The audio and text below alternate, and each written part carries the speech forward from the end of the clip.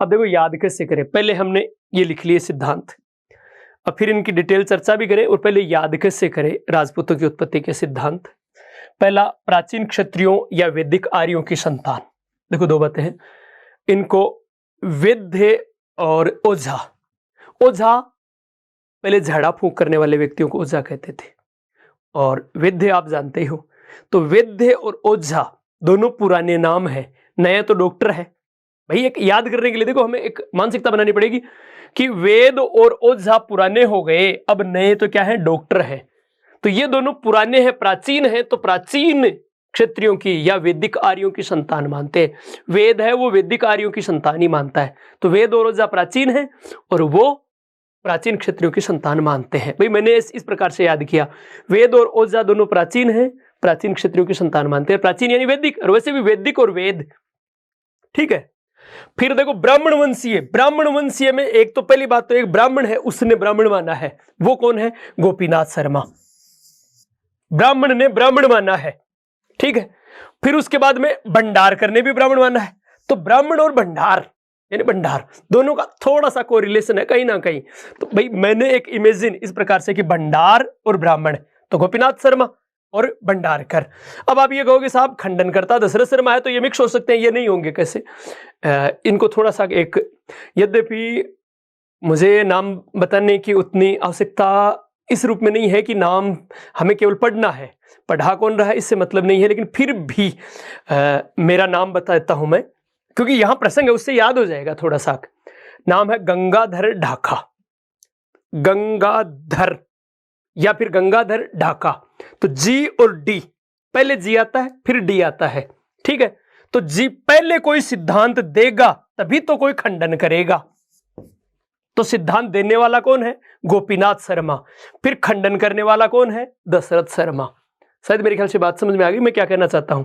तो जी यानी गोपीनाथ और डी यानी दशरथ, यहां पर गंगाधर नहीं है, जी यानी गोपीनाथ और डी यानी दशरथ। तो गोपीनाथ ने जो पहले है उसने तो सिद्धांत दिया है, यानी पहले कह रहा है, फिर उसका खंडन किसने किया, दशरथ शर्मा ने, ठीक है। तो दशरथ शर्मा एक ब्राह्मण है, वो तो कहे ब्राह्मण ही, दूसरों कहे और क्यों जहां पर ब्राह्मण को नहीं, वो दशरथ शर्मा है। तो शायद मेरे ख्याल से दिक्कत नहीं आएगी कि सिद्धांत का प्रबल समर्थक कहने वाला तो है शर्मा, गोपीनाथ शर्मा, और उसका खंडन कर रहा है दशरथ शर्मा, ठीक है। फिर उसके बाद में विदेशी उत्पत्ति, विदेशी उत्पत्ति में देखो टोड, क्रुक, कनिंगम, स्मिथ विदेशी है, अब एक भंडारकर ही तो देसी है भाई। भंडारकर तो भंडार यहां पहले आ चुका है, इस एक को छोड़कर हम मारवाड़ी में क्या करें ना, दूध पीता गणगणा में एक बिलाई, जो खैर ये थोड़ा सा ठीक नहीं रहेगा जो भी, लेकिन एक बात बता रहा हूं, ये एक अलग है यहां पर। बाकी देखो विदेशी, विदेशी उत्पत्ति का सिद्धांत विदेशी मान रहे हैं, टोड, क्रुक, कनिंघम, स्मिथ, ये विदेशी मान रहे हैं। तो विदेशी हैं सब के सब। हालांकि हमें थोड़ा सा यहां ध्यान रखना है, टोड ने माना है राजपूतों को शक या सीथियन, हम लिख लेंगे लिखते समय। क्रुक ने, अब क्रुक ने एनल्स का संपादन किया, इसका मतलब शक ही मानेगा। क्रुक ने एनल्स, टोड का की पुस्तक आई, तो क्रुक भी शक मानता है। कनिंगम है वो कुषाण मानता है, और स्मिथ है वो हूण मानता है। हूण मानता है कि राजपूत हूणों की संतान है। कनिंगम है वो कुषाण, कुषाणों की जाति थी यूची, तो यूची जाति या कुषाण कनिंगम मानता है। क्रुक और टोड मानते हैं सकिया सीथियन, ठीक है।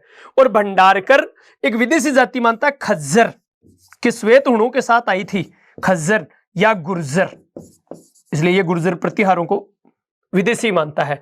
तो खज्जर या गुर्जर नामक जाति जो हूणों के साथ आई थी उसकी संतान मानता है भंडारकर, ठीक है। फिर अग्निवंशीय सिद्धांत ये चंद्रवरदाई ने दिया है। चंद्रवरदाई के अनुसार राजपूतों के 4 राजवंश, राजपूतों के 4 राजवंश कौन कौन से, प्रतिहार, परमार, चालुक्य और चहमान या चौहान। इन 4 की उत्पत्ति ऋषि वशिष्ठ के अबू यज्ञ से, अग्निकुंड से हुई है, ये चंद्रवरदाई का मानना है, ठीक है। तो अब यहां पर इसमें कौन कौन से, प्रतिहार, परमार, प्रथम, तो प्रतिहार, परमार, चालुक्य, चहमान। और इसमें चालुक्य, गुजरात के चालुक्य को सोलंकी भी बोलते हैं, तो चालुक्य की बजाय सोलंकी भी आ सकता है, तो चालुक्य या सोलंकी, प्रतिहार, प्रमार, चालुक्य, चहमान। ठीक है, अब इसमें अगर बाय द वे हमें यह पूछ लें कि चारों राजवंशों में अग्निवंश वालों में सबसे अंतिम उत्पत्ति किसकी बताई है या शक्तिशाली किसको बताया है, तो अंतिम इनकी उत्पत्ति की। ये तीनों ऋषि महर्षियों की समस्या का समाधान नहीं कर पाए, तो परिणामतः फिर चौथे राजवंश, चौथे व्यक्ति को उत्पन्न किया ऋषि वशिष्ठ ने। इस कथानक के अनुसार कथानक ये है कि चंद्रावती क्षेत्र, सिरोही वाले क्षेत्र को पहले चंद्रावती बोलते थे, वहां ऋषि महर्षि यज्ञ करते, तो उन यज्ञों को जो राक्षस लोग हैं वो दूषित कर देते, बुरे लोग हैं वो दूषित कर देते या उनको यज्ञ करने नहीं देते। तो परिणामतः वो आबू पर्वत पर ऋषि वशिष्ठ के पास गए कि साहब हमारी ये समस्या है और आप इस समस्या का समाधान करो, हमें उन बुरे लोगों से या राक्षस लोगों से निजात दिलाओ ताकि हम भी निर्विघ्न यज्ञ कर सकें। तो वशिष्ठ ऋषि ने एक यज्ञ किया, उस यज्ञ से एक योद्धा प्रतिहार उत्पन्न किया। प्रतिहार यानी द्वारपाल, कि ये ले जाओ, आपके लिए द्वारपाल का काम करेगा। लेकिन उन बुरे लोगों ने या राक्षस लोगों ने प्रतिहार, यानी कहने का तात्पर्य प्रतिहार उनकी कोई समस्या का समाधान नहीं कर पाया और ये मंडोर की तरफ चला गया। तो प्रतिहार कोई समाधान नहीं कर पाया। फिर दूसरा योद्धा परमार उत्पन्न किया, फिर चालुक्य किया, तीनों ही समाधान नहीं कर पाए। बारी बारी से एक एक योद्धा उत्पन्न करते रहे। तो फिर ये ऋषि महर्षि तंग आ गए, जाकर कहा साहब रोजी नहीं चक्कर काटपो कर शांगा बैठे, आपको कोई समस्या का समाधान करना तो स्थायी समाधान करो, ये एरे गेरे नथु गेरे मत भेजो। तब उसने एक विशेष प्रकार का यज्ञ करके एक विराट योद्धा पुरुष उत्पन्न किया, चहमान, और चहमान ने जाते फिर उन सब का इलाज कर दिया। इसका मतलब इस कहानी से ये निकल कर आ रहा है कि सबसे अंत में उत्पत्ति किसकी बताई है, चौहानों की। सबसे ताकतवर किसको बताया, चौहानों को। और ताकतवर तो देखो वैसे भी चंद बरदाई ने अपने आश्रयदाता को ताकतवर बताने के लिए तो ये सिद्धांत दिया है। आपने मारवाड़ी में कहावत भी तो है ना कि जकाई खाए बाजरी भी की बजावे हाजरी। तो ये किसके दरबार में था, चंद बरदाई किनके दरबार में, चौहानों के दरबार में।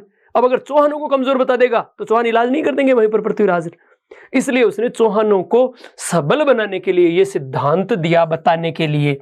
ठीक है, तो चौहानों को सबसे ताकतवर बताया ये सिद्धांत। अब इस सिद्धांत का समर्थन करने वालों में नैन सिंह और सूर्यमल मिश्र ने भी समर्थन किया, कहा साहब वो सही कह रहे हैं, बात यही हुई है। और कर्नल टोड ने इसका रूप बदल दिया, इस रूप में नहीं, समर्थन ये किया है कि ये जो विदेशी जातियां आई उनका भारतीयकरण किया गया यज्ञ द्वारा, अग्निकुंड द्वारा, इसलिए ये बात कहीं ना कहीं सही है इस रूप में। तो इसका अप्रत्यक्ष रूप से समर्थन कर्नल टोड ने भी कर दिया। ठीक है, चलो खैर वापस हम चर्चा करें।